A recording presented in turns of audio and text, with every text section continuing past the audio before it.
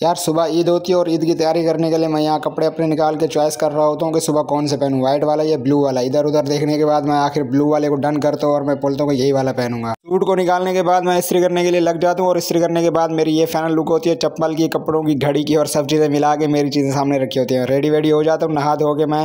नहाने के बाद घर वाले शीर खुरमा देते हैं और बोलते हैं कि भाई ये खाओ और मीठा वैसे खा के जाना सुनना थे। और यहाँ शीर खुरमे को मैं जैसे भी चखता हूँ तो यार जायका तो आपको पता है ना, उसका बड़ा ही लल्लन टाप होता है। शीर खुरमा ख़त्म करने के बाद मैं सबको बोलता हूँ कि भाई चलें, टाइम पूरा पूरा रह गया। और यहाँ हम लोग जल्दी जल्दी भाग रहे होते हैं क्योंकि 15 से 20 मिनट में ही जमात में रह रहे होते हैं। जल्दी जल्दी जब मस्जिद में जाते हैं, यहाँ मस्जिद में आते हैं तो हमें नीचे तो जगह मिलती नहीं है, लेकिन ऊपर वाले फ्लोर में आते हैं तो यहाँ हमें जगह मिल जाती है। यहाँ नमाज अदा करने के बाद बाहर आता हूँ और दोस्तों को ईद वीद मिलता हूँ और ये बोल रहे होते हैं मेरी तरफ से भी इनको ईद मुबारक बोल दो।